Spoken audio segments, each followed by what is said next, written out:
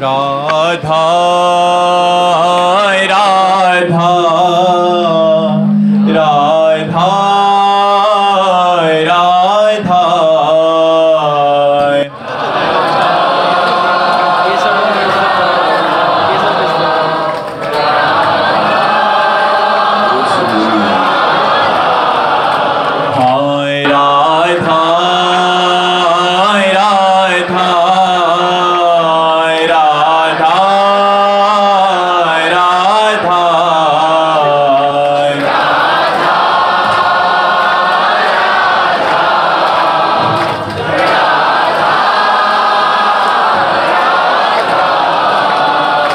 राधा राधा राधा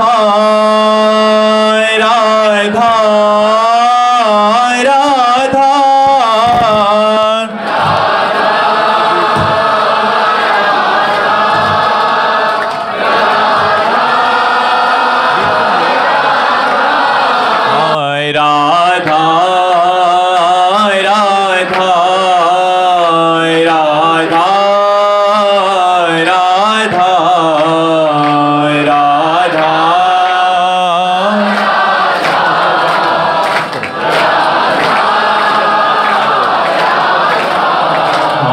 राधा राधा राधा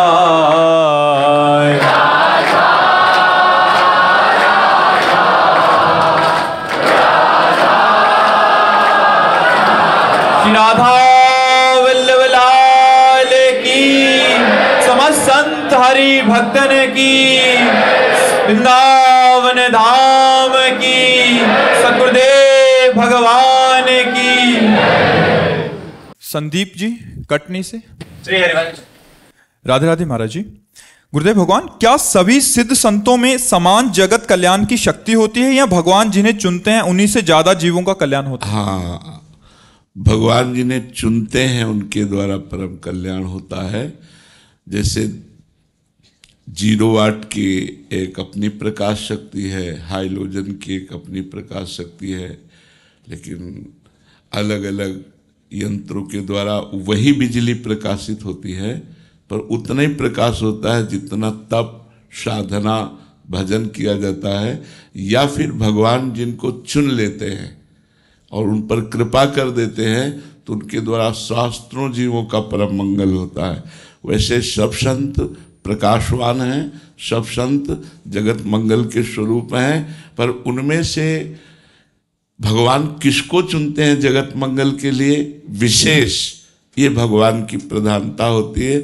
उसमें प्रधानता इसमें हम संतों की नहीं होती कि हमारे द्वारा जगत कल्याण होगा, इसमें भगवान का होता है कि भगवान कृपा करके जिन्हें चुन लेते हैं तो फिर मूकम करोति वाचालम पंगुम लंघयते गिरिम यत् कृपा तमहम वंदे परमानंद माधवम। फिर भगवान की कृपा से वो भले मूक हो, वो वाचाल हो जाएगा, वो भले सामर्थ्यहीन हो, उसमें अपार सामर्थ्य जागृत हो जाएगी। वो सतरति सतरति सा लोकांतार्यति, वो स्वयं तर जाएगा, स्वयं तर जाएगा, लोगों को तार देगा। भगवान की कृपा ही ये सामर्थ्य प्रकट करती है संतों में कि वो जगत मंगल करती है। सब संत भगवान के प्राण प्रिय हैं, सब संतों के द्वारा जगत मंगल होता है, पर जिन पर भगवान की कृपा होती है उनके द्वारा विशेष जगत मंगल होता है, विशेष उनकी वाणी का प्रभाव पड़ता है, जिन पर भगवान की विशेष कृपा अवतरित होती है। अब वो कृपा विशेष कब किस पर कैसे हो जाए इसका कोई विधान नहीं होता। हो सकता है कि जो बहुत अधम है उस पर ऐसी कृपा हो जाए कि उसके द्वारा जगत मंगल होने लगे, ऐसा भी हो सकता है। जो बहुत नीच है, जो अपना कल्याण नहीं कर सकता, लेकिन भगवत कृपा अवतरी तो आचार्य कोटि का वो होकर के जगत मंगल करने की सामर्थ्य रख लेता है। ये भगवान की विशेष कृपा की सामर्थ्य है। इसमें किसी को नहीं कहा जा सकता ये कब कैसे और क्यों, कब कैसे और क्यों कहाँ उतरती है भगवान की कृपा, ये नहीं कहा जा सकता। किसका प्रश्न था, आप समझ रहे हैं ना जी?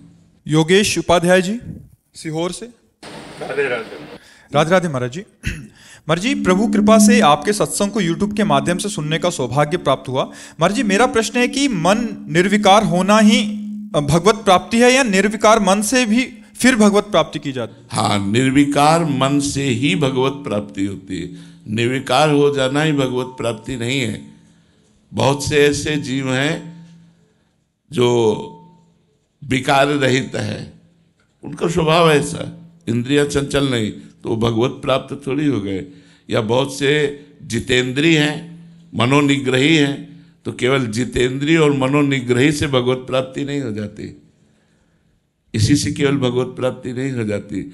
जितेंद्रीय और मनोनिग्रही होकर भगवत व्याकुलता, भगवत प्राप्ति की व्याकुलता, रुदु सुस्वरम राजन कृष्ण दर्शन लालसा, जब तक लालसा नहीं होगी, भगवान के लिए रोना नहीं आएगा, तड़पना नहीं आएगा, तो वास्तविक बात है कि भगवत प्राप्ति नहीं होती। इंद्रियां भी पवित्र हो गई, मन भी निर्मल हो गया, तो उसके लिए तपोलोक है, जनलोक है, महरलोक है, और बढ़ जाओ ब्रह्मलोक है। लेकिन ब्रह्मानुभूति या भगवत प्रेम, ये तो भगवत प्राप्ति की प्रबल लालसा से होता है। इसीलिए संतों की महिमा गाई गई है कि जो बड़ी बड़ी साधनाओं से बात नहीं बनती, हम संतों के संग से उस भगवत प्राप्ति की लालसा को अपने हृदय में जागृत कर लेते हैं। थोड़े दिनों के सत्संग में हम कुमार्गगामी प्रवृत्तियों का त्याग करके, और एक हृदय में एक आग लगती है कि हम भी भजन करें, हम भी अच्छे बने, हम भी भगवत प्राप्ति करें। इसीलिए तात स्वर्ग पवर्ग सुख धरी तुलाय कंग, तूल न ताय सकल मिली, जो सुख लव सत्संग। जहाँ मानुषिक भोगों की बात क्या, स्वर्ग के भोगों की बात क्या, मोक्ष सुख की भी तुलना नहीं की गई सत्संग से। वो क्यों? क्योंकि सत्संग से भगवत प्राप्ति की प्रबल लालसा जागृत हो जाती है, सत्संग से भगवत प्रेम का अनुभव होने लगता है। इसलिए साधु समागम से बढ़ करके कोई लाभ नहीं कहा गया। और जिसे साधु समागम लाभ मिल गया, वो चाहे जितना अपवित्र मन बुद्धि वाला हो, एक दिन वो भगवत प्रेम की प्राप्ति की लालसा से युक्त हो जाएगा। भगवत प्रेम प्राप्ति की लालसा सबसे दुर्लभ बात है, सबसे दुर्लभ बात है भगवत प्रेम प्राप्ति की लालसा। जी गौरव श्री राधा वल्लभ श्री हरिवंश। गुरुदेव भगवान काम क्रोध लोभ मद मत्सर में सबसे पहले किस कामना की शमन करने की बात करते? भगवान श्री कृष्णचंद्र जी ने कहा है कि जो ज्ञानियों का भी परम शत्रु है, यह काम है। क्योंकि क्रोध की उत्पत्ति काम से ही होती है। क्रोध की स्वयं सत्ता नहीं, कामा संजायते क्रोधा, काम से क्रोध की उत्पत्ति होती है। जब हमारी कामना में अपूर्ति होती है तो क्रोध का प्रादुर्भाव हो जाता है, और जब कामना की पूर्ति होती है तो लोभ का प्रादुर्भाव हो जाता है। ये दो दोष जो क्रोध और लोभ हैं, ये काम से ही उत्पन्न होते हैं। और जो अहंकार है, ये त्रिगुण माया का सृजन करता है, इसी से त्रिविध अहंकार प्रकट होता है। तो ये जो अहंकार है, मूल सबका अहंकार है। जिस अहंकार से काम उत्पन्न होता है, देहाभिमान से ही काम उत्पन्न होता है, काम से ही क्रोध उत्पन्न होता है, काम की पूर्ति में लोभ उत्पन्न होता है, और ईर्ष्या या ज्ञान के कारण है। तो हमें सबसे पहले प्रार्थना करनी चाहिए कि हमारा देहाभिमान गलित हो जाए, क्योंकि अहंकार नष्ट हुआ तो क्षय नष्ट हो जाएंगे। जैसे किसी मकान में चोर रह रहे हो और उस मकान को ही उड़ा दिया जाए, तो अलग अलग चोरों को मारने की जरूरत नहीं, पूरा का पूरा वो समुदाय नष्ट हो जाएगा। तो ये जो असत समुदाय है हमारे ऊपर प्रभाव डाल रहा है, ये काम क्रोध लोभ मोह मद मत्सर, ये देहाभिमान रूपी घर में रहते हैं। हमारे अंतःकरण में जो मन बुद्धि चित्त और अहंकार है, उस अहंकार पर ये रहते हैं। ये अगर देहाभिमान गलित हो जाए तो सब दोष अपने आप नष्ट हो जाए। इसलिए हमें श्री भगवान से प्रार्थना करनी चाहिए कि हमारा देहाभिमान गलित हो जाए। संस्कृति मूल शूल प्रदनाना सकल शोक दायक अभिमाना, ताते करें कृपा निधि दूरी, सेवक पर ममता अति भूरी। भगवान को अपने भक्त से बहुत प्यार है, तो सबसे पहले देहाभिमान नष्ट करते हैं। जहाँ देहाभिमान नष्ट हुआ तो तो काम क्रोध लोभ मोह मद मत्सरी अपने आप क्षीण हो जाते हैं। देहाभिमान नष्ट होना बहुत कठिन है। मैंने इतना किया, ये किया, ये किया, अहंकार विमूढ़ आत्मा करता हमिति मन्यते, बस इसी को नष्ट करना बहुत कठिन है। इसीलिए कहा जाता है गुरु के बिना इस संसार समुद्र से नहीं तरा जा सकता।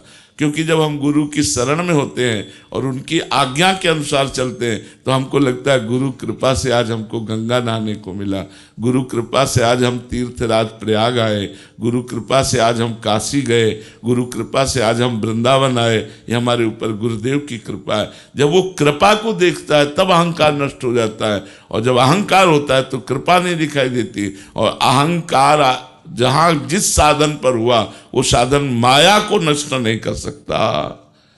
जो संस्कृति है आवागमन, पुनरपि जननम पुनरपि मरणम पुनरपि जननी जठरे शयनम, इसका नाश जो अहंकार का नाश है वो बिना गुरु कृपा के नहीं हो सकता। इसीलिए ध्यान मूलम गुरु मूर्ति, पूजा मूलम गुरु पदम, मंत्र मूलम गुरु वाक्यम, मोक्ष मूलम गुरु कृपा। मोक्ष मूलम गुरु कृपा। जब साधक गुरु कृपा से चलता है तब उसका अहंकार गलित हो जाता है, और जब स्वयं कोई साधना करता है तो अहंकार पुष्ट हो जाता है। अहंकार पुष्ट होने से आप बहुत बड़े पुण्यात्मा हैं, तीर्थ यात्रा किए हुए हैं, आप बहुत बड़े दानी हैं, आप बहुत बड़े परोपकारी हैं, तो आपको स्वर्ग मिलेगा, भगवत प्राप्ति थोड़ी हो जाएगी। हमारे लोक बने हुए हैं भगवान के, स्वर्गलोक, महालोक, जनलोक, तपलोक, सत्यलोक, लेकिन आपको भगवत साक्षात्कार थोड़ी हो जाएगा। भगवत साक्षात्कार होता है अति दैन्य होकर के, जब रुदन प्रारंभ होता है प्रभु के लिए। ये बहुत बड़ी बात है। जब रहा नहीं जाता, जब जिया नहीं जाता, दरस बिन दुख न लागे नैन, जब से तुम बिछुरे पिए प्यारे कबहु न पायो चैन, ये भगवत प्राप्ति कराता है। या प्रबल मुमुक्षुता, मुझे मोक्ष की प्राप्ति हो जाए, अब मैं इस संसार के भोगों से ऊब गया हूं, अब मैं इस आवागमन के चक्र से थक गया हूं, अब मुझे जिज्ञासा है कि मोक्ष कैसे प्राप्त हो, ये अंदर आ जाना, ये सत्संग से ही आता है। तो बिना सत्संग के ये सदगुरु की प्राप्ति नहीं होती, और बिना सदगुरु की प्राप्ति के अहंकार गलित नहीं होता, और बिना अहंकार के गलित हुए मोक्ष या प्रेम की प्राप्ति नहीं होती। तो हमें सबसे पहले अहंकार के गलित होने की प्रार्थना करनी चाहिए। सुनीता जी सोनीपत से, राधे राधे महाराज जी। महाराज जी, धन की चाह नहीं है, पर समाज में रहते हुए तथा अपनों के वर्ताव के कारण धनी बनने की इच्छा जागृत होती है। कहीं इच्छा भगवान से दूर तो नहीं कर देगी, क्योंकि धन का दूसरा नाम माया है। हाँ, अर्थ ही अनर्थ का कारण है, लेकिन अर्थ ही धर्म की पूर्ति भी कराता है। अगर हम अधर्म के द्वारा धन कमाएंगे तो हमारी बुद्धि को भ्रष्ट कर देगा। अधर्म के द्वारा तो हमें धन नहीं चाहिए, ये पक्का निश्चय कर लेना चाहिए। कोई किसी भी पद में हो, अगर घूस लेगा, अगर अधर्म से धन की प्राप्ति करेगा तो उसके परिवार में अशांति पैदा कर देगा। यह अधर्म का धन, यह अधर्म का धन रोगों की बाहुल्यता, बुद्धि भ्रष्ट करके राग द्वेष की वृद्धि और बहुत तरह की हानि करता है। हमारे परिवार के भरण पोषण के लिए और हमारे धर्म की पूर्ति के लिए। धर्म की पूर्ति का, जैसे हमारे यहाँ कोई अतिथि आता है, कोई संत महात्मा आता है या कोई भिक्षुक आता है, तो हम उसकी भिक्षा दे सकें, हमारी इतनी सामर्थ्य होनी चाहिए। तो इसके लिए हम प्रभु से प्रार्थना कर सकते हैं। भगवान ने अपने भक्तों में आर्त, अर्थार्थी, जिज्ञासु और ज्ञानी, ये चारों को भक्त कहा है। वैसे अर्थार्थी का तो सीधा अर्थ है परम धन रूपी भगवान में प्रेम करना। ये अर्थ तो अनर्थ का कारण है, पर यदि हमारे अंदर धन की चाह है तो हम भगवान से प्रार्थना करें और धर्म पूर्वक आचरण करके जो कमाई मिले उससे हम परिवार का पोषण करें, तो भगवान की कृपा से और धर्म को धारण करने के कारण हमारे 4 पुरुषार्थ हैं: धर्म, अर्थ, काम, मोक्ष। देखो, अर्थ को धर्म के समीप रखा गया है। अगर धर्म के द्वारा अर्थ कमाया जाए और उससे हमारी कामनाओं की पूर्ति हो तो मोक्षाभिलाषी तक बन सकते हैं। और यदि अधर्म के द्वारा धन कमाया जाएगा वो हमारा परम नाश कर देगा। परमार्थ का नाश हो जाना ही परम नाश है। भगवान से हम मांग सकते हैं धन, क्योंकि वो पिता है, वो स्वामी है, सर्वलोक महेश्वर है। पर हम मांग करके छूट दे दें इतनी कि यदि इस धन की प्राप्ति से हमारी बुद्धि भ्रष्ट ना हो तो आप दे देना।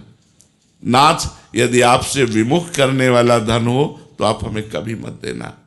तो हम प्रभु से प्रार्थना करें इतनी छूट कर दे। धन की आवश्यकता तो लोक व्यवहार में है और धर्म के पालन करने में भी है, अपने धर्म का निर्वाह करने के लिए। इसलिए हम सत्कर्म के द्वारा धन प्राप्त करें, अपने अपने कार्यों में ईमानदारी से बर्ताव करें और जो पेमेंट मिले उससे परिवार का पोषण करें। अधिक धन की चाह हमको भ्रष्ट कर सकती है यदि भगवान से हम विमुख हैं तो, और भगवान के सन्मुख है तो हम वो चाह अपनी भगवान के चरणों में रखें, भगवान पूरी करेंगे। देखो, ध्रुव जी को जब लालसा जगी पद की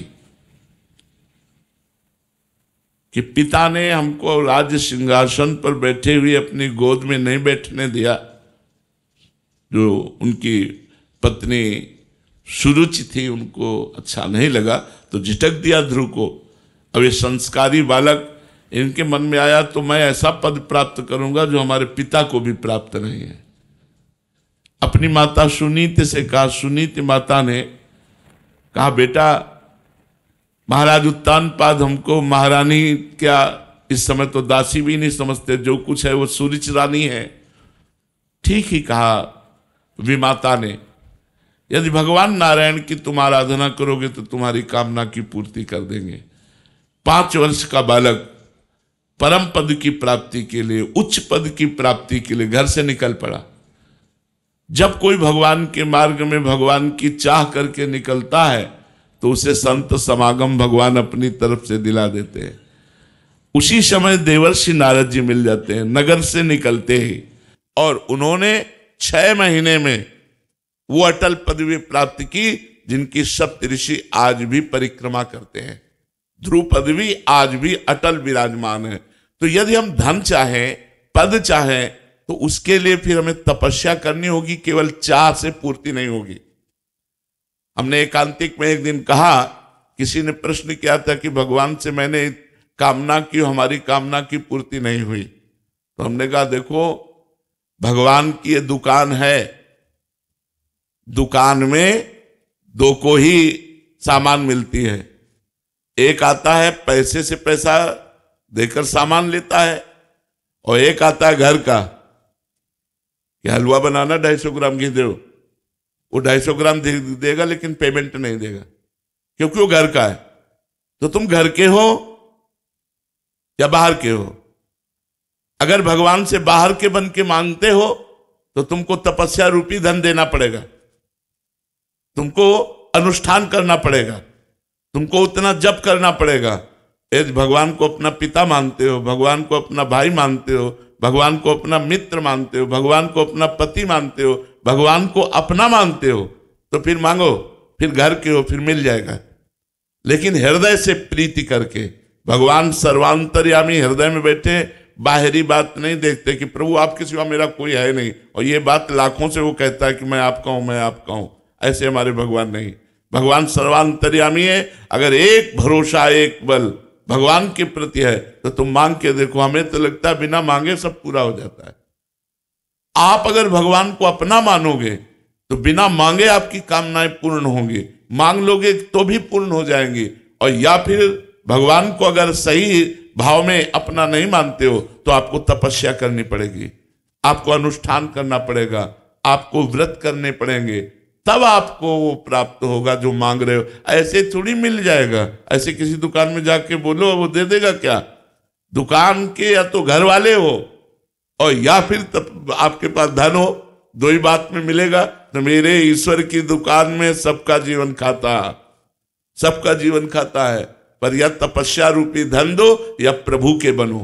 तो प्रभु के तो बन नहीं पाते हम लोग, क्योंकि हमारा इतना संबंध का फैलाव है। अगर वो फैलाव समेट कर प्रभु के चरणों में समर्पित कर दे, जननी जनक बंधु सुत दारा, तन धन धाम सुहृद परिवारा, सबकी ममता ताग बटोरी, मम पद मन बांध बर डोरी। तो बिना मांगे बात पूरी हो जाएगी, लेकिन हम ये कर नहीं पाते, तो फिर हमको भजन करना पड़ेगा, हमको तप करना पड़ेगा, तो उसके अनुसार फिर जो हम मांगेंगे तो प्राप्त होगा। तो हमें लगता है कि भगवान से धन मांगो पर साधना भी करो। बिना साधना किए तुम्हारी मांग पूरी होने वाली नहीं, क्योंकि प्रभु को आप अपना नहीं मानते हैं ऐसा जैसा मानना चाहिए। मेरे तो गिरधर गोपाल दूसरों न कोई। जब ये बात आएगी तब आपको मांगने की जरूरत नहीं पड़ेगी, अपने आप सब पूरा सरकारी व्यवस्था चलेगी, भागवतिक व्यवस्था चलेगी। अन मांगे आगे आवे गो, ज्यों पल लागे पल को। जैसे पलक बिना प्रयास के लगती है, ऐसे बिना प्रयास के धन संपत्ति आपके पास आएगी। भजन करके तो देखो, पूर्व पुण्य के बल से आज चाहे जितना नक्शा दिखा लो, जब तुम्हारे पुण्य नष्ट होंगे और आज का जो कर्म पाप है वो जब आएगा तो तुमको विध्वंस कर देगा। इसलिए सावधान, पाप कर्मों से बचो और भजन का अनुष्ठान करो। और भगवान से याचना एक तो नहीं करनी चाहिए, पर यदि करो तो छूट दे दो भगवान को कि यदि हमारा मंगल होना हो तो देना, और अगर मंगल ना होना हो तो प्रभु मेरे मांगने पर भी ना देना।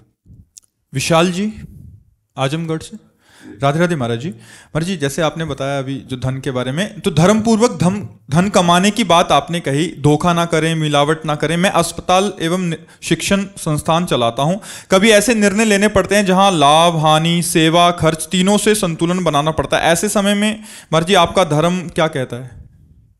नहीं, परोपकार में बहुत बड़ी सामर्थ्य होती है। ये प्रश्नकर्ता स्वार्थ से युक्त होकर के नहीं समझ पाएंगे। अगर वो परमार्थ से युक्त होकर के कर रहे हैं, अगर आप परमार्थ से चल रहे हैं और आप जिस भी संस्थान में हैं, जो भी कार्य करते हैं, तो हानि तो हो ही नहीं सकती। जितनी हानि होगी उससे ज्यादा लाभ आपको हो जाएगा, क्योंकि परमात्मा आपको देख रहा है। यदि स्वार्थ बुद्धि से हो तो बात अलग है। महाराज जी, स्वार्थ बुद्धि से हो तो फिर क्या करना चाहिए? अस्पताल चला रहे हैं तो स्वार्थ बुद्धि तो कहीं ना कहीं रहती है कि लाभ भी है हानि भी है। नहीं, अस्पताल चला रहे हैं तो हम उसको भगवान को समर्पित करके चलावे ना। ये भगवान का अस्पताल है। ये अंदर से अपनी भावना रखे कि जितने मरीज आते हैं वो सब भगवान आते हैं। ये भगवान का अस्पताल है। जब परमार्थ से हम जुड़ेंगे तभी तो हम धर्म का पालन कर पाएंगे। तो परमार्थ का स्वरूप है कि अस्पताल एक मंदिर है, इसमें आए हुए मरीज जो रोग रूप से हैं वो भगवान ही हैं। हमारी जो सेवा है वो पूजा है। तो हम उसमें स्वार्थ बुद्धि ना करें, परमार्थ बुद्धि कर लें उसी में, तो हमारी भगवत प्राप्ति का भी रास्ता खुल जाएगा और धन भी अपने आप आएगा। ये हम आपको सच्ची बात कहते हैं। यदि आप 500 रुपये परहित में खर्चा करेंगे तो 5000 रुपये आपकी जेब में आ जाएंगे, इसमें कोई संशय नहीं है। और वो विधान कुछ भी बने। क्या आज तक आपको हानि का अनुभव हुआ? कभी नहीं।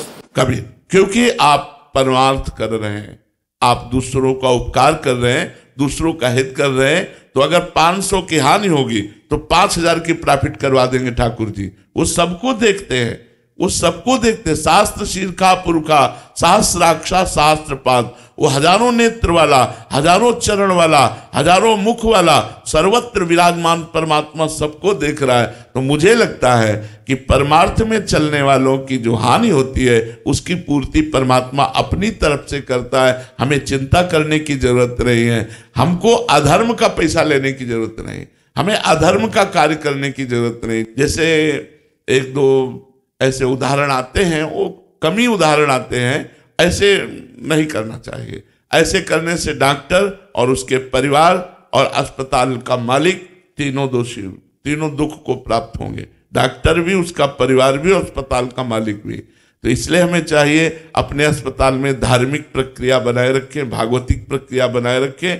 तो धर्म के द्वारा जो धन आएगा वो आपका मंगल करेगा और आपके पूरे परिवार का मंगल करेगा। और आपको कभी सोचना नहीं पड़ेगा, आपको कभी टेंशन नहीं होगी। पक्की बात, हमारी बात मान लीजिए। जो धर्म से चलता है उसको कभी टेंशन नहीं होती, कभी सोचना नहीं पड़ता। और जो अधर्म से चलता है वो चाहे जितना उपाय कर ले, वो बिना शोक में, बिना भय, बिना चिंता में गए वो बच नहीं सकता। वो भय चिंता शोक को प्राप्त होगा। धर्मो रक्षति रक्षिता, धर्म स्वयं धर्म से चलने वाले की रक्षा कर लेता है। आपका क्या अनुभव है? ऐसा कुछ ऐसे लोग भी प्रवृत्ति के लोग होते हैं कि उनको पता है कि उनके मरीज की हालत ठीक नहीं है और डॉक्टर और हम लोग पूरी तरीके से सेवा भाव से उनकी सेवा करते हैं, लेकिन जब अनहोनी किसी प्रकार की हो जाती है तो वो हमारे सेवा भाव को एक तरफ रख के वो अपने तरीके से अपने धन बचाने के लिए डिफरेंट तरीके के जो है क्रियान्वित करते हैं, जिससे हॉस्पिटल और डॉक्टर प्रभावित होता है और उनका मनोबल भी डाउन होता है। हाँ, ये गलत है, ऐसा हमारे समाज को नहीं करना चाहिए। पर हमारी तरफ से प्रार्थना है कि डॉक्टर यदि अपनी पूरी जो विज्ञान शक्ति प्राप्त किए है उस शक्ति के द्वारा मरीज की सेवा करता है, पूरी व्यवस्था करता है। भगवान तो है नहीं ना डॉक्टर। अगर उस मरीज को दुख ही भोगना है प्रारब्ध में, या उस मरीज को मर जाना है, तो ना डॉक्टर बचा सकते हैं, ना डॉक्टर व्यवस्था कर पाएंगे कि वो उसको दुख ना प्राप्त हो, क्योंकि उसका प्रारब्ध है। अभी लोग नहीं जानते, इसलिए तोड़ फोड़ भी अस्पताल में मचा देते हैं, डॉक्टर के प्रति खिलाफ बात भी कर देते हैं। लेकिन कुछ ऐसे पॉइंट है, मतलब सब जगह नहीं होंगे हम कहते हैं, लेकिन कुछ ऐसे पॉइंट हैं जिनमें डॉक्टरों को और अस्पताल के मालिकों को समझना चाहिए कि केवल धन ही हमारे लिए सब कुछ नहीं है। एक दिन मृत्यु आएगी और आपका शरीर छूटेगा और आप जो कर्म कर रहे हैं उनका फल आपको भोगना पड़ेगा। इसलिए धर्म से करो, इसलिए धर्म से करो, दूसरों पर दया करो, दूसरों की जितनी सुख व्यवस्था कर सकते हो उतना करो तो बहुत अच्छा रहेगा। डॉक्टर पदवी भगवान की दी गई है। हमारा समाज कहता है डॉक्टर तो भगवान का स्वरूप है, इतनी बड़ी पदवी दे दी गई, तो अब आपके ऊपर है। जैसे ऑपरेशन थिएटर में मरीज को ले जाया जाता है तो हमें जैसा लगता है कि मरीज और डॉक्टर और नर्स इसके सिवा कोई नहीं होता। ऑपरेशन थिएटर में मरीज के घर वाला तो कोई होता ही नहीं है, अब आप ही उसके पूरी जिम्मेदार हैं। जैसा चाहें आप व्यवहार करें, उस समय आप परम पवित्र बुद्धि रखकर पूरी ताकत लगाकर उस मरीज को बचाने की कोशिश करें। ना बचे वो उसका प्रारब्ध, ना ठीक हो उसका प्रारब्ध। तो हमें लगता है कि जो हमारा जन समाज है वो इस बात को भी समझे कि डॉक्टर कोई भगवान नहीं कि वो बचा ही लेगा, वो प्रयास करेगा। अगर उसका प्रयास असफल होता है तो फिर डॉक्टर को दोष नहीं देना चाहिए, अस्पताल को तोड़ना फोड़ना नहीं चाहिए, क्योंकि प्रारब्ध भोग भी तो है। प्रारब्ध भोग कहां जाएगा, वो तो भोगना ही पड़ेगा। अवश्य में भोक्तव्यम कृतम कर्म शुभाशुभम। तो दवा भी तभी काम करेगी जब प्रारब्ध भोग ठीक होना होगा। डॉक्टर का भी प्रयास तभी सफल होगा जब प्रारब्ध भोग ठीक होना होगा। तो इसलिए जन समाज को चाहिए कि बहुत विवेक के द्वारा काम करे। जी अविनीश जी अयोध्या जी से। राधे राधे महाराज जी।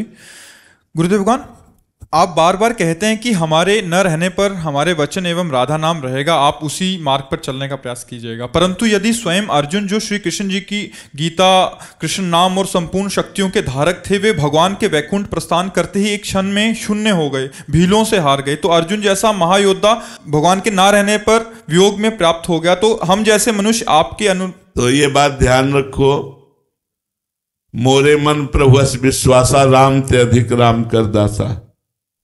सुना या चौपाई? हाँ, भगवान से भी बढ़कर भगवान के संत जन होते हैं, क्योंकि भगवान अपनी बात भले विसार दे, अपने भक्ति की बात कभी रद्द नहीं होने देते। अपनो परण विसार भगत को पूरो परण निभाओ। आज भी आप देख लीजिए जितने लोग आए हुए हैं, इनमें से कितने हैं ये तो मुझे पता नहीं, कि मोबाइल से पहले सुधार हो गया और आप आए बाद में, है ना? हाँ, तो आप देखो वाणी काम कर रही कि नहीं कर रही। हम आप तक, आप हम तक लेट पहुंच पा रहे हैं, लेकिन हमारी वाणी आपके पास पहुंच करके आपके जीवन को उन्नति में ला रही है, गंदे आचरणों से आपको बचा रही है, आपको आनंद के मार्ग में, भगवत मार्ग में ला रही, जो अनंत जन्मों की सुकृतों के बाद मिलता है। बिना भगवान की असीम कृपा या संत कृपा के इस मार्ग में कोई कदम नहीं रख सकता। अतिशय कृपा राम की हुई, पांव देह यह मार्ग सोई। तो आप देखो, मोबाइल से सुना है आपने और आपका परिवर्तन हो गया, आज मिले आकर के, लेकिन कई महीने से मोबाइल की जो कृपा हुई, उस कृपा से आप सुधर गए कि नहीं? तो अगर हम ना रहेंगे तो हमारी वाणी आपका कल्याण करेगी, पक्का करेगी। आप ये विश्वास रखिए, यदि आप वाणी श्रवण करेंगे तो जैसे हम यहाँ बैठे बोल रहे हैं ऐसे मोबाइल में भी बैठे बोल रहे हैं। गुरु अखंड मंडलाकारम व्याप्तमेन चराचरम तत्पदम दर्शनम तस्मै श्री गुरुवे नमः। जो अखंड मंडल में व्याप्त है तो मोबाइल में भी तो व्याप्त है। पक्का विश्वास वालिए। अर्जुन और भगवान श्री कृष्ण लीला करने आए थे। हम लीला करने नहीं आए, हम उनकी लीला गाने आए हैं। हम उनकी लीला का प्रताप बताने आए हैं। हम उनकी लीला का चमत्कार दिखाने आए कि भगवान के नाम का प्रभाव देखो, भगवान के लीला का प्रभाव देखो, भगवान के गुण का प्रभाव देखो, भगवान की शरणागति का प्रभाव देखो कि जो चीजें आप नहीं छोड़ सकते थे, केवल बात सुनकर छोड़ दी आप, तो अगर हमारी बात मानोगे तो भगवान भी मिल जाएंगे। विश्वास करो, हमारा शरीर रहे न रहे, ये वाणी आपका परम मंगल करती रहेगी यदि सुनोगे श्रद्धा से। तो हाँ, अब प्रगट में जो लाभ है, जैसे आज आप बैठ करके सामने सुन रहे हैं, वो सुख मोबाइल से नहीं मिलेगा। पर यही तो सौभाग्य होता है प्रगट में, जितने दिन हम संत समागम ले सके, ये परम लाभ की बात। आज जो आप सौभाग्य प्राप्त कर रहे हो वृंदावन की पावन भूमि में, इस राधा केली कुंज में बैठ करके जो आप भागवतिक प्रश्नोत्तरों का आनंद ले रहे हो, ये मोबाइल में तो रहेगा, लेकिन प्रगट में जिस रज में बैठकर जो आनंद ले रहे हो, ये आनंद नहीं मिलेगा। ये आनंद तो जब तक शरीर है तभी तक ये प्रगट में मिलेगा। कल्याण तो वाणी करती रहेगी, ये परम मंगल बात है। अंकित यादव जी मऊ से। राधे राधे महाराज जी। महाराज जी, मोह क्या है और इससे इतना दुख क्यों होता है, छूटता क्यों नहीं है मोह? मोह शरीर प्यारे लगना, शरीरों से प्यार हो जाना। जैसे माँ, पिता, भाई, पत्नी, पुत्र, मित्र, रिश्ते नाते, और फिर सब छोड़ देते तो अपना शरीर। ये मोह मूल बहुसूल प्रद त्यागो तम अभिमान। उपाय क्या है? भजो राम रघुनायक कृपा सिंधु भगवान। ये मोह ही तो है जो सबको बांधे हुए है। एक चिड़िया मोह में फंस करके अपने बच्चे के लिए दाना लाती है, जल लाती है, उसके मुख में डालती है, उसका पूरा चराचर जगत मोह जाल में फंसा हुआ है। तभी एक दूसरे का पालन पोषण हो रहा है, मोह के द्वारा ही हो रहा है। मोह ही सब पूरे को बांधे हुए है। ये मोह ही वो जड़ चैतन्य की ग्रंथि है जो खुलना बड़ा कठिन होता है। अब जैसे विरक्त हो गए, परिवार से बाहर हो गए, तो शरीर में मोह हो जाता है, इंद्रियों से मोह हो जाता है। जो इंद्रियां चाहती हैं वो भोगने को मिले, हमारा शरीर स्वस्थ रहे, शरीर से मोह हो जाए। मोह अगर चला गया तो भगवान से तुरंत प्रेम हो जाएगा। मोह गए बिनु राम पद होए न दृढ़ अनुराग। मोह हटते ही भगवान से प्रेम हो जाएगा। तो ये जो शरीरों में राग है इसे मोह कहते हैं। और ये भगवान के भजन और सत्संग से साधन को हरि भजन है, कै सत्संग सहाय। इसकी साधना है, खूब नाम जप करो और सहायता मिलेगी सत्संग के द्वारा। सत्संग सुनो और नाम जप करो, दोनों साधन अगर बराबर चलते रहे तो मोह का नाश हो जाएगा। क्यों? क्योंकि सत्संग से विवेक उत्पन्न होता है। भगवान की कृपा से सत्संग मिलता है। बिन सत्संग विवेक न होई और राम कृपा बिन सुलभ न सोई। भगवान की कृपा से सत्संग मिलता है और सत्संग से विवेक होता है। ओ होए विवेक मोह भ्रम भागा। जब विवेक हो जाता है तो मोह का नाश हो जाता है। तो साधन को हरिभजन है। प्रथम साधना तो खूब नाम जप करो, और नाम जप का जो फल है भगवान से प्रीति होना, वो सत्संग से होगा। तो दोनों साधन होने चाहिए, सत्संग और नाम जप। इससे मोह का नाश हो जाएगा। जो अपने और पराये शरीरों में राग हो गया है, इसी को मोह कहते हैं। ओम प्रकाश अग्रवाल जी छत्तीसगढ़ से। राधे राधे महाराज जी। महाराज जी, ऐसा कहा जाता है कि नर सेवा में ही नारायण सेवा हो जाती है। इस सेवा को किस प्रकार करना चाहिए कि हमें नारायण का साथ मिल जाए? पहले तो अपने परिवार में ही भगवान का दर्शन करना शुरू करो।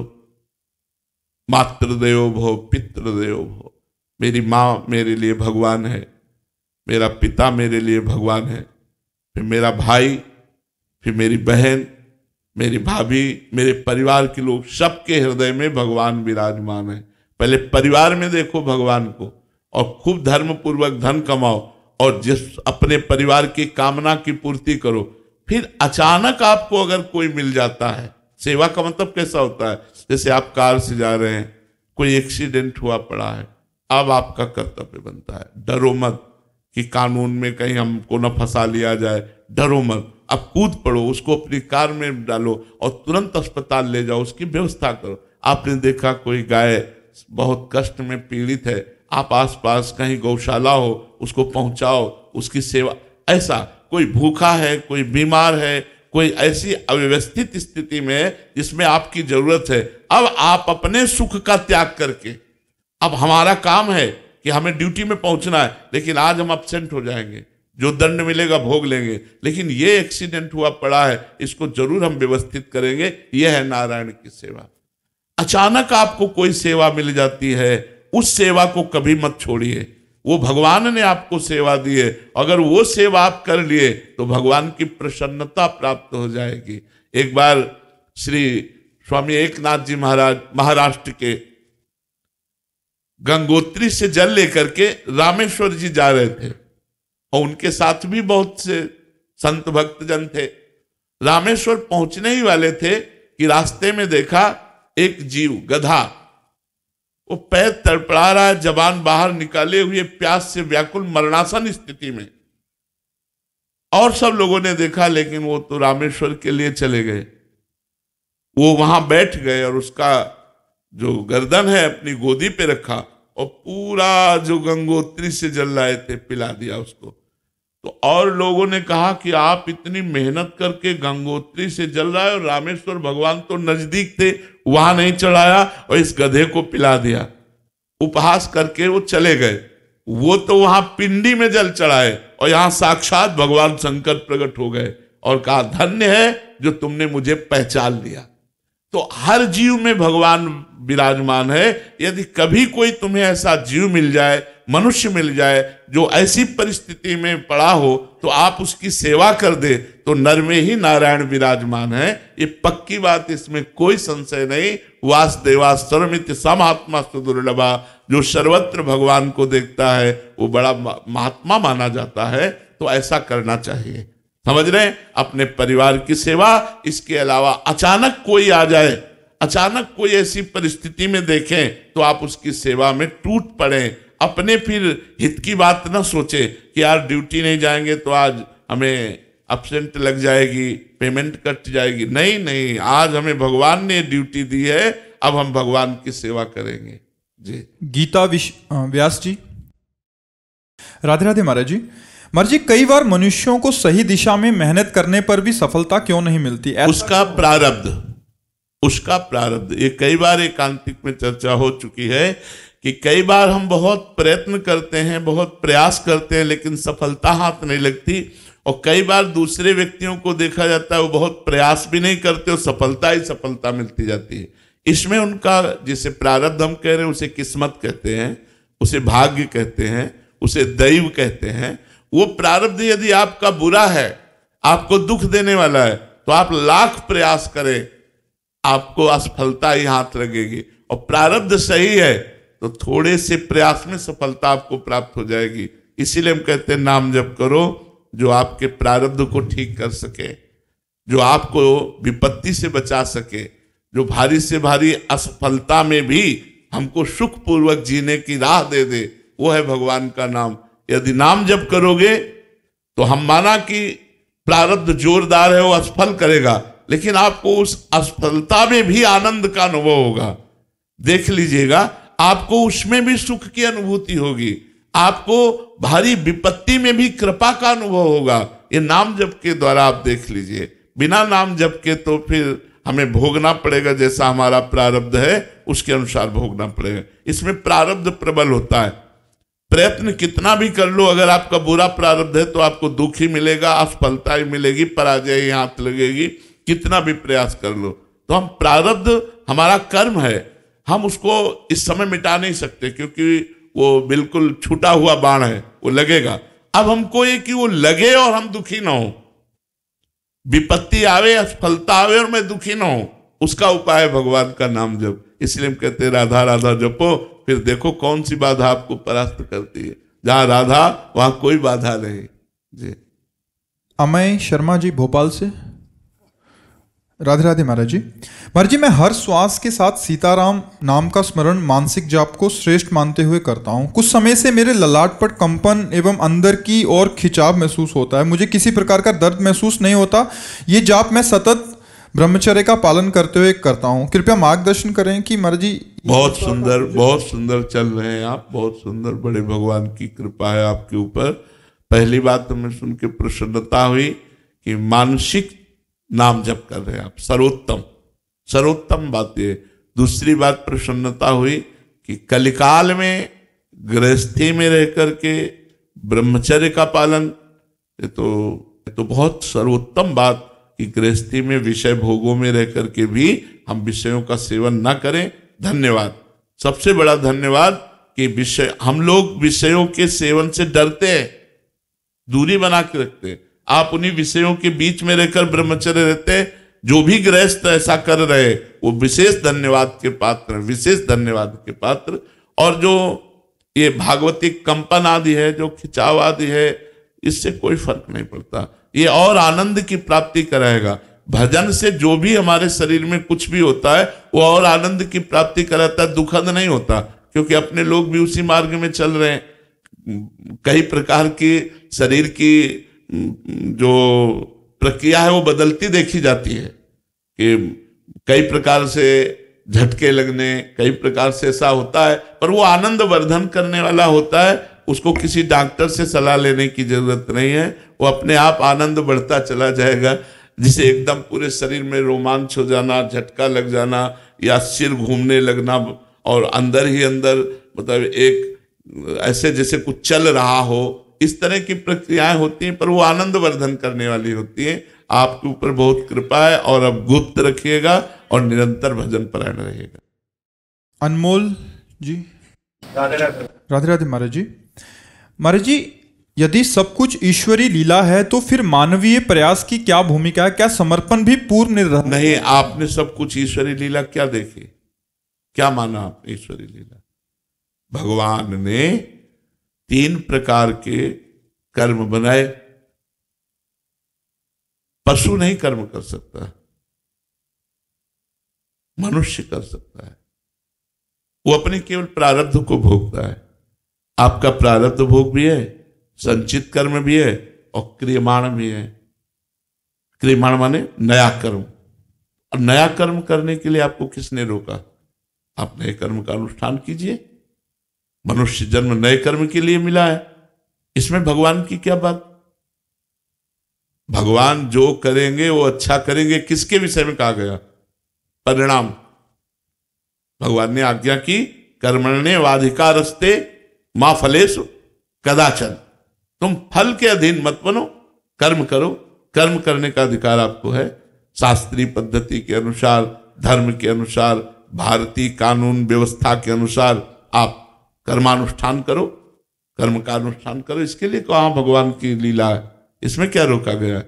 मनुष्य को कायर बनने के लिए थोड़ी कहा कि सब भगवान की सब लीला हो रही तो हम भी। ऐसा तो साधु महात्मा भी नहीं कहते। वो भी सुबह से शाम तक अपने धर्मानुष्ठान, नाम जप, इसमें सब लगे रहते हैं। तो आप गृहस्थ में हैं, आपको कर्मानुष्ठान करना चाहिए। नवीन नवीन कर्म करो, उत्साह पूर्वक धन कमाओ और अपने परिवार का और हमारे भारतीय समाज की सेवा करो। अब जैसे धन बढ़ गया तो लाखों गौओं का लोग पोषण कर रहे हैं, बड़े बड़े अस्पताल खुलवाए हुए हैं। तो ये सब करो। धन बढ़ जाए तो इसका सदुपयोग करो। अगर धन नहीं उतना है तो अपने परिवार का पोषण करने के लिए धर्मपूर्वक धन कमाओ।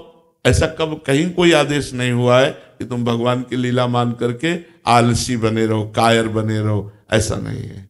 समझ पा रहे हो आप हमारी बात? मनुष्य शरीर क्रियमाण, नवीन कर्म करने का अधिकार रखता है। इसलिए नवीन कर्म करो और अच्छी उन्नति को प्राप्त हो।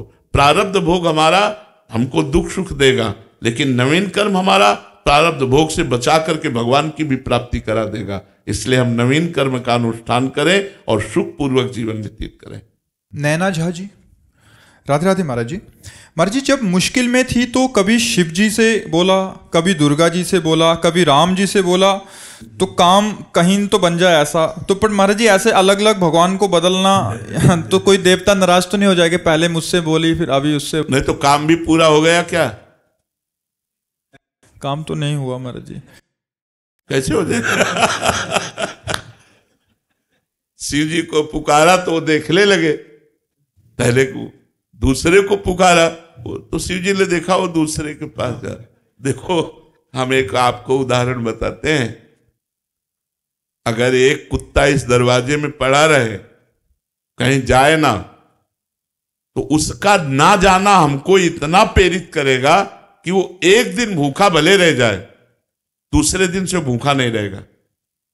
रोज दरवाजे पर निकलने पर जब हमको पता चलेगा कि ये कहीं किसी के दरवाजे नहीं जाता, केवल मेरे ही दरवाजे पे पड़ा रहता है, तो उसका पड़ा रहना हमारे ऊपर भारी हो जाएगा और हमारा कर्तव्य बन जाएगा कि यार इसको रोटी दे दो। जब कहीं जाता, और अगर ये पता है 4 दरवाजे पे जाता है, तो भूखा रह जाएगा, क्योंकि वो समझेगा उनके दरवाजे में मिल गया होगा, वो समझेगा उनके दरवाजे में मिल गया होगा।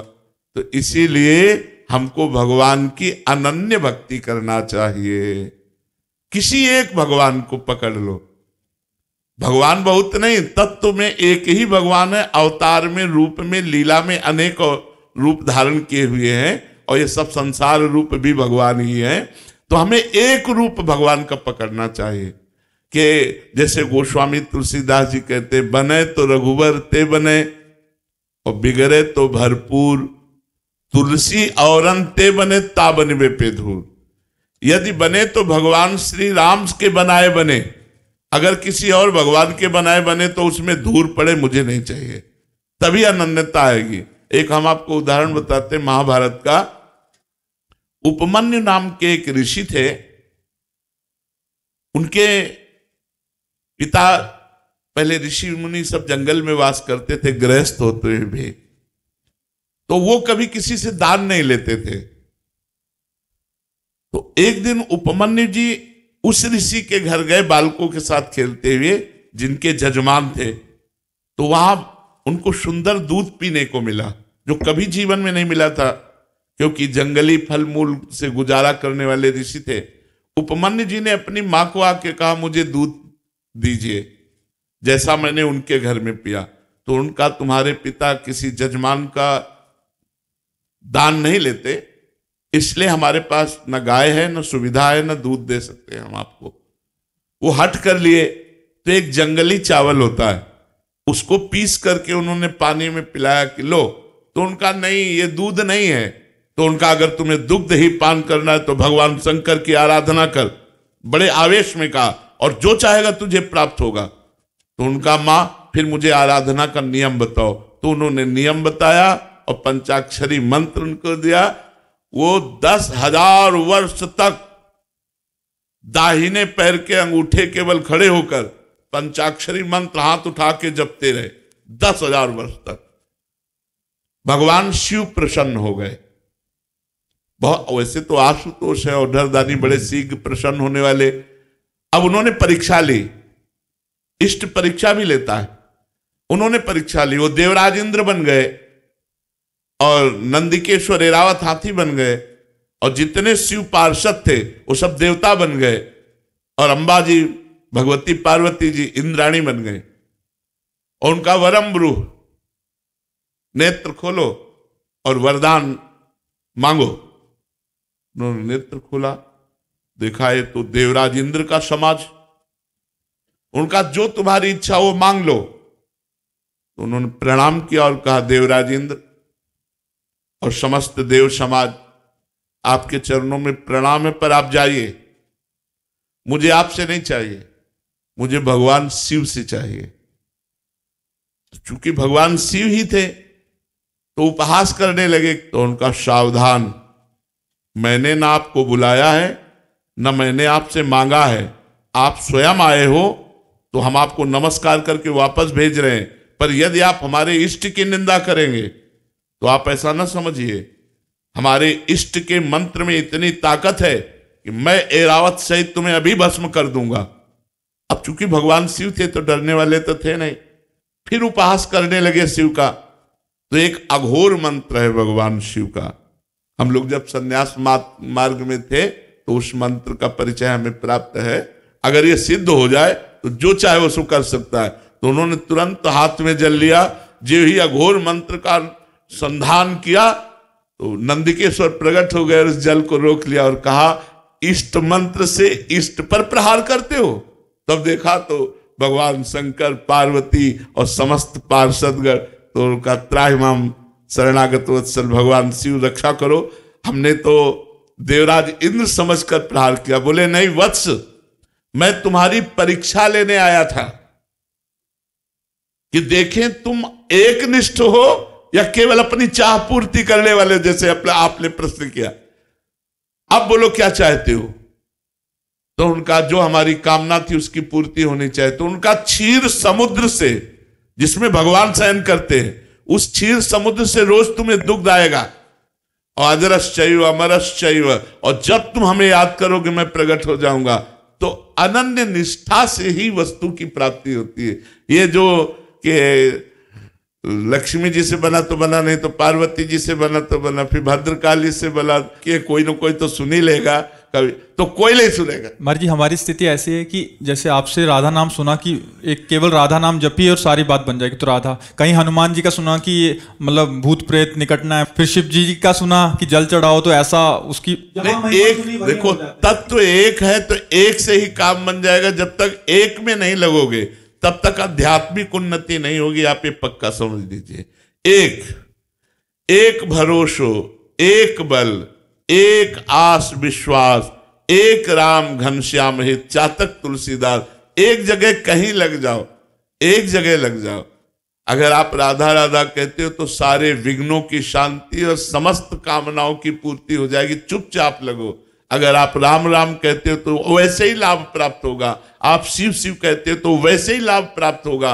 हमारे भगवान के अनंत नाम है, अनंत रूप है। हम अनंत रूपों की आराधना नहीं कर सकते। किसी एक रूप को पकड़ो, किसी एक नाम को पकड़ो। इसीलिए गुरु बनाया जाता है कि गुरुदेव जो नाम रूप मंत्र दे देंगे वही हम भगवान की आराधना करेंगे, तभी सफलता प्राप्त होती है। तो अब प्रारंभ में तो वैसे सबकी भक्ति ऐसी होती है, लेकिन अगर आप वास्तविकता में लाभ लेना चाहते हो तो आपको एक में आना पड़ेगा। किसी एक भगवान के रूप को चयन कर लो, एक नाम चयन कर लो और उसी से बेड़ा पार हो जाएगा। परी राजपूत जी भोपाल से। राधे राधे महाराज जी। महाराज जी, जब से आपसे एकांतिक वार्तालाप में जो भी कोई प्रश्न करता है तो आप श्री जी के ध्यान में लीन होते हैं। प्रश्न के पूर्ण होने से पूर्व ही आपके द्वारा दिया गया उत्तर अत्यंत सटीक और त्रुटिहीन होता है, जिससे हमारे संशयों का निवारण होता है। हमें तत्काल आनंद की अनुभूति भी होती है, एक अद्भुत बल मिलता है। आपके प्रति हमारा विश्वास और सुदृढ़ होता जाता है। आपके उत्तर को सुनकर ये विचार आता है कि उत्तर कौन दे रहा है, क्या वो प्रश्न श्री जी तक पहुंचता है? ये हमें खुद नहीं पता, हमें खुद नहीं पता कि ये क्या प्रश्न करेंगे और यहां से क्या उत्तर आएगा। जैसे आप सुन रहे ऐसे हम सुन रहे। हम भी श्रोता हैं, वक्ता नहीं है। वक्ता कोई और है जो प्रश्न पूरा होते होते उत्तर दे देता है। वो जगत गुरु भगवान है। हमारी सामर्थ्य नहीं है। भगवान की शरण में है। जो भगवान आपको सरल भाषा से उत्तर दिला देते, उसी से आपका मंगल हो रहा है। अब विद्वान तो है नहीं। अगर हम विद्वान होते तो हम उत्तर देते। हम विद्वान है नहीं, तो अंदर से बैठकर मूकम करोति वाचालम पंगुम लंघयते गिरिम यत् कृपा तमहम वंदे परमानंद माधवम। वो जगत गुरु भगवान सबके हृदयों में विराजमान है। वही यहाँ हृदय में विराजमान होकर उत्तर देता है, जिससे आपका मंगल हो रहा है, आपका लाभ हो रहा है।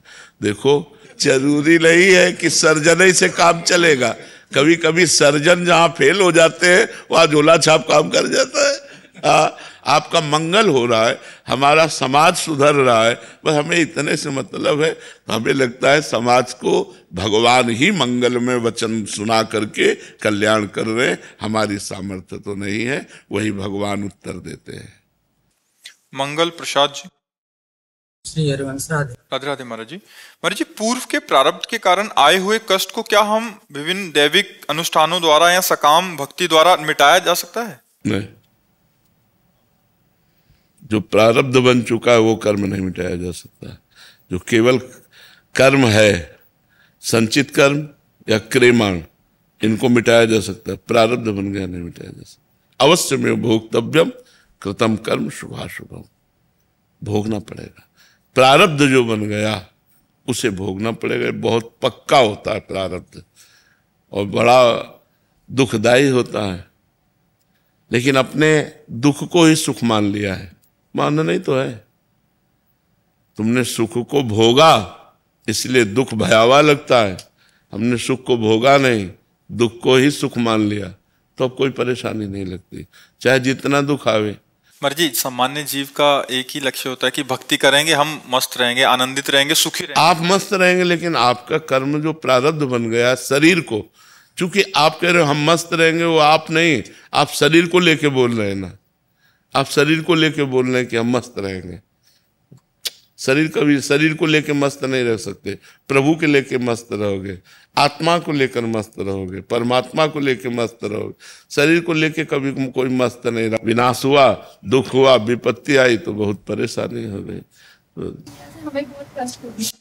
आपकी पीड़ा से शिष्य जनों को बहुत कष्ट होता है, या जो आपको सुनते हैं उनको बहुत कष्ट होता है? नहीं, हमें बिल्कुल पीड़ा नहीं बच्चा। हम देखो, अच्छा बताओ, तुम चेहरे से बताओ, हम बात कर रहे हैं, क्या हम पीड़ा युक्त दिखाई दे रहे हैं? आप बताओ।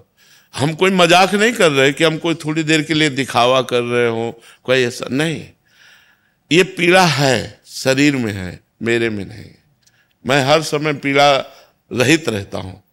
अब पीड़ा का मतलब समझते हो? जैसे थप्पड़ मारा गया तो मुझे लगेगा कि मेरे थप्पड़ मारा गया, लेकिन उसका दुख नहीं होगा। ये दर्द कर रहा है, दर्द है, लेकिन इसका दुख नहीं है। अब इसका दुख हो तो अभी मैं व्याकुल हो जाऊं तो एकदम मस्त, एकदम मस्त। जीवन भर जो भगवान की शरण में रहे उसका यही फल मिला है कि हर कष्ट, हर दुख एक गले लगा करके मुस्कुराते हुए चलना भगवान के मार्ग में। तो प्रारब्ध भोग अगर कटता तो ये सब क्यों होता? भोगना पड़ेगा अवश्य। बड़े बड़े संतों को भोगना पड़ा है। प्रभु, अभी जैसे मैं देखा हो, अनुभव किया हो कि कई सारे ऐसे गुरुवर है जो बड़ी, ये कलयुग में बड़ी आसानी से सभी को गुरु मंत्र दे देते हैं जी। जिसके कई पीढ़ियों, मतलब सतयुग में किसी को मिलता नहीं था, कई तप करने के बाद मिलता था, उनको अभी बड़ी आसानी से मिल जाता है। इसलिए बच्चा मिल जाता है कि अगर हम वो कड़ाई रखें ना, जो नियम रखें ना, तो एक को तैयार नहीं हो पाएंगे। और मिलने के बाद फिर उसको कुछ दिन अनुभव करने के बाद, कुछ वर्ष अनुभव करने के बाद फिर उसे ऐसे ही, मतलब क्योंकि वो तप किया ही नहीं, उस लायक बने ही। हाँ, पर कल्याण तो हो जाए। जैसे हमने तुमसे कहा राधा राधा बोलो, आपने तो बोला राधा राधा, ठीक है ना। अब आप नरक में जाओगे, मान लो आपका रजिस्टर खुला, तो रजिस्टर में लिखा है 2 बार संत के द्वारा कहलाने पर राधा राधा बोला गया। अब इसका हिसाब भारी पड़ जाएगा कि नहीं भारी पड़ जाएगा? बच जाओगे नहीं बच जाओगे? ये हम लोग बचा रहे हैं। आप 10 बार बोलोगे, आप 20 बार बोलोगे, आपके पूरे रजिस्टर में पाप लिखा है, लेकिन 20 बार राधा नाम लिखा है, तो यमराज की खोपड़ी काम नहीं करेगी कि हिसाब क्या करूं। तो बस हम वही काम कर रहे हैं, अधिक से अधिक लोगों को राधा राधा राधा राधा राधा। पाप तुम छोड़ नहीं सकते तो हम तुम्हें नहीं छोड़ सकते कि तुम राधा राधा बोलोगे और धीरे धीरे भगवान की तरफ चलोगे। यही हमारा कर्तव्य है कि जितने जीव बहाव में जा रहे हैं, देखो माया का एक प्रवाह है, उसमें बह रहे हैं। अब हम भगवान के चरणों को पकड़े हुए उस प्रवाह में नहीं बह रहे। अब हम जितने को पकड़ पाएंगे खींचते चले जाएंगे, खींचते चले जाएंगे। हम नहीं बहेंगे इसलिए कि हम भगवान के चरणों को पकड़े हुए, बहुत मजबूत जगह पकड़ है, इसलिए माया हमको नहीं बहा पाएगी। जितने माया में बह रहे, जो हमारे पंजे में आ गए, वो पकड़ राधा राधा राधा बोलो राधा। और बहुत से लोग ऐसे हैं जो हमें शांति मिलती जब वो लोग कहते हैं कि हमने शराब छोड़ दिया, मांस छोड़ दिया, गंदी बातें छोड़ दी, आपके कहने के अनुसार हम नाम जप कर रहे हैं, अच्छे से चल रहे हैं। 6 महीने पहले। हाँ, तो उससे हमको संतोष होता है कि हमारा जो श्रम है कि सबका मंगल हो, तो भगवान कर रहे हैं, सबका मंगल कर रहे हैं।